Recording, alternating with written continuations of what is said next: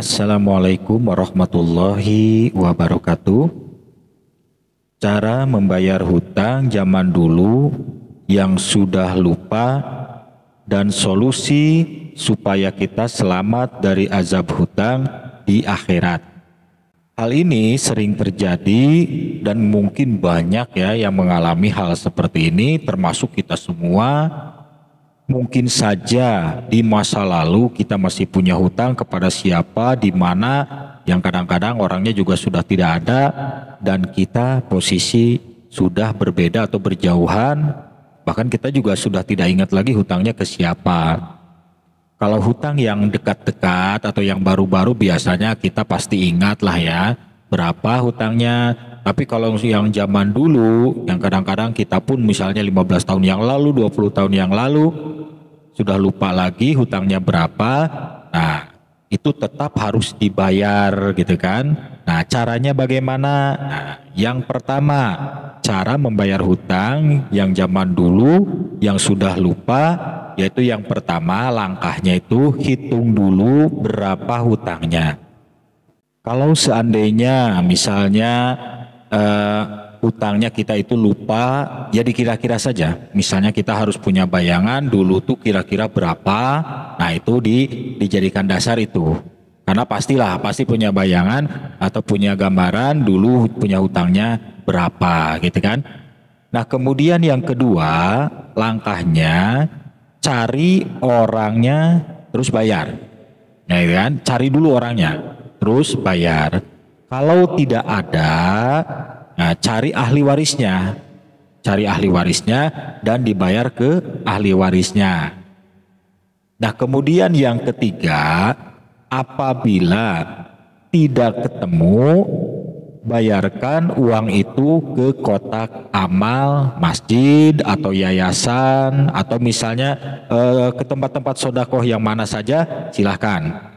Dan itu diniatkan. Niatnya ya begini ya, misalnya nih ya, contohnya.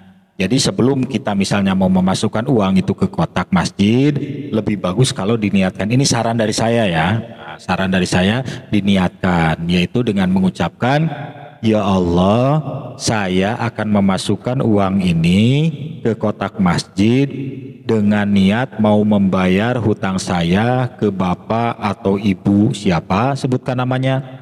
Tapi orangnya sudah tidak ada, saya cari tidak ketemu, hutang saya sebesar 10 juta, bismillahirrohmanirrohim, saya bayar. Nah gitu kan, sudah itu langsung masukkan ke kotak masjid, atau misalnya ke yayasan, atau ke panti jompo, apa saja, monggo silahkan. Yang penting itu dengan pola sedekah gitu kan, tapi diniatkan untuk membayar hutang kita yang masa lalu, yang sudah tidak ketemu lagi sama orangnya sudah tidak ketemu lagi, dan tidak tahu di mana alamatnya, ahli warisnya tidak ada, ya dengan cara itu cara membayarnya.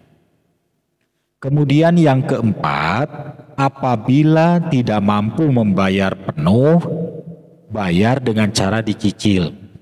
Ini pendapat saya ya, atau saran dari saya. Saya mendapatkan penjelasan dari ulama, tidak ada yang menjelaskan dicicil begini. Pokoknya yang namanya hutang bayarkan ke kotak amal, bayar hutang gitu kan. Tapi ini solusi karena banyak juga yang punya masalah hutang ini tidak bisa membayar penuh. Daripada sekarang dikumpul-kumpul uangnya tidak nyampe-nyampe, kemudian hutang terkatung-katung sampai kapanpun kita tidak akan bisa membayar kalau misalnya harus penuh gitu kan. Nah, kita niatkan dengan cara dicicil gitu kan. Misal hutangnya itu 10 juta, bayar tiap bulan misalnya 500 ribu gitu kan, berarti kurang lebih sekitar 20 bulan lunas misal nih ya. Nah cara mengucapkannya begini, seperti tadi di awal, ya Allah, saya akan memasukkan uang ini ke kotak masjid dengan niat mau membayar hutang saya ke bapak atau ibu siapa, sebutkan namanya, tapi orangnya sudah tidak ada, saya cari tidak ketemu, hutang saya sebesar 10 juta rupiah, tapi saya cicil tiap bulan sebesar 500 ribu, dan ini uang cicilan pertama saya, bismillahirrohmanirrohim. Nah, masukkan uangnya 500 ribu. Allah sudah connect itu, jangan salah. Kalaupun kita bisa nyicil, asal kita ngucap itu, karena yang dilihat oleh Gusti Allah itu ucapan. Gusti Allah nggak butuh sertifikat, Gusti Allah nggak butuh perjanjian hitam di atas putih, Gusti Allah nggak butuh istilahnya apa namanya itu materai dan lain-lain tanda tangan, nggak butuh Gusti Allah. Yang dibutuhkan oleh Gusti Allah adalah ucapan. Nah ucapan itu adalah sebagai ijabnya. Nah bagi kita yang mau membayar hutang, saya mengucapkan seperti itu langsung connect dengan Gusti Allah. Kita mampunya dengan cara menyicil, nggak apa-apa. Kalau memang mampunya gitu, itu ya kebiasaan saya. Kebiasaan yang saya lakukan seperti itu, termasuk saya juga suka membayarkan hutang orang tua seminggu sekali. Orang tua saya kebetulan sudah meninggal, nah saya pun membayarkan hutang orang tua dengan cara nyicil. Apalagi hutang orang tua saya nggak tahu hutangnya berapa ke siapa. Cuma ada kabar bahwa orang tua saya punya hutang. Nah intinya saya niatnya membayar, tapi saya bisa nyicilnya tiap Jumat gitu. Sekali Jumatan saya bayar 100, kadang-kadang 200 tiap sekali Jumatan. Nah itu diniatkan dengan mengucapkan seperti tadi. Kalau untuk diri sendiri ya seperti tadi. Nah ya Allah, saya akan memasukkan uang ini ke kotak masjid dengan niat mau membayar hutang saya ke bapak atau ibu, siapa sebutkan namanya, tapi orangnya sudah tidak ada. Saya cari tidak ketemu, hutang saya sebesar 10 juta rupiah, saya cicil tiap bulan sebesar 500 ribu rupiah, dan ini uang cicilan pertama saya. Bismillahirrahmanirrahim. Enak itulah, gitu kan. Jadi tidak memberatkan, tapi kita pun istilahnya sedikit-sedikit bisa melunasi hutangnya sampai nanti akhirnya bisa lunas, gitu kan. Ya mudah-mudahan bisa cepat kan gitu kalau kita rezekinya lancar. Sebagai catatan bahwa membayar hutang dengan cara ini adalah untuk urusan akhirat, supaya kita tidak ditagih di akhirat. Tapi hal ini tidak berlaku untuk urusan di dunia, gitu kan? Nah untuk urusan dunia, walaupun kita sudah bayar ke kotak masjid dengan cara disodakohkan uang tersebut, tapi untuk urusan dunia ini tidak berlaku, gitu kan? Tidak berlaku. Jadi tetap kita masih punya hutang. Suatu ketika ketemu lagi dengan orangnya, nah intinya kita harus membayar. Nah bagaimana uang yang sudah terlanjur dimasukkan ke kotak amal atau ke kotak masjid atau ke yayasan, nah itu menjadi pahala sodakoh buat kita. Gak akan hilang, bakal jadi pahala sodakoh. Jadi di dunia tidak berlaku cara seperti itu, yang memasukkan ke kotak amal atau ke yayasan itu tidak berlaku. Itu solusi apabila kita sudah tidak ketemu lagi dengan orangnya, di mana ahli warisnya sudah tidak ada. Nah itu solusinya ya seperti itu, supaya di akhirat tidak ditagih. Kalau sudah dibayar seperti itu, di akhirat tidak akan ditagih karena sudah dibayar, gitu kan? Karena di akhirat dibayarnya bukan dengan uang tapi dengan pahala, gitu ya.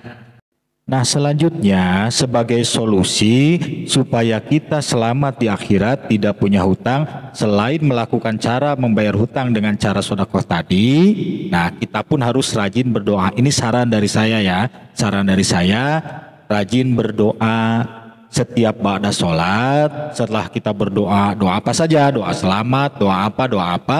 Nah sebelum mengakhiri doa, ucapkan ini saran dari saya ya. Nah ucapannya bagaimana? Ya Allah, saya minta tolong padamu, apabila saya sudah waktunya mati, matikanlah saya dalam keadaan husnul khotimah, mati syahid yang diridhoi olehmu, dan matikanlah saya dalam keadaan sudah bersih sudah diampuni semua dosa-dosa saya, dan bersih sudah tidak punya hutang kepada siapapun. Masukkanlah saya ke dalam surgamu tanpa dihisab sedikit pun semua dosa-dosa saya.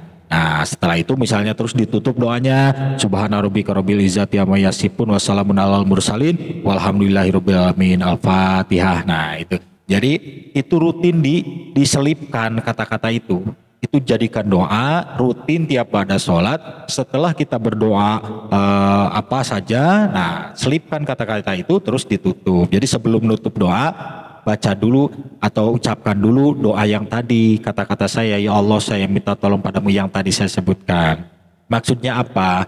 Itu untuk jaga-jaga persiapan setelah kita berusaha membayar hutang kita dengan cara sodako. Kalau ada orangnya ya bayar langsung ke orangnya kan gitu. Kalau nggak ketemu, bayarkan dengan cara disodakohkan ke kotak masjid, diniatkan untuk membayar hutang, tapi di samping itu pun kita rajin berdoa setiap hari ba'da sholat, doa yang tadi, selipkan kata-kata itu supaya Allah mengijabah kita dan insya Allah ketika kita mati nanti, kita dalam kondisi sudah bersih, diampuni semua dosa, dan kita sudah bersih, tidak punya hutang kepada siapapun. Allah nanti membantu mengarahkan untuk itu semua, ya. Nah, mudah-mudahan video ini bermanfaat. Silahkan di like, komen, dan subscribe. Dan di share videonya, siapa tahu bermanfaat juga untuk orang lain. Terima kasih. Wabillahi taufiq wal hidayah. Wassalamualaikum warahmatullahi wabarakatuh.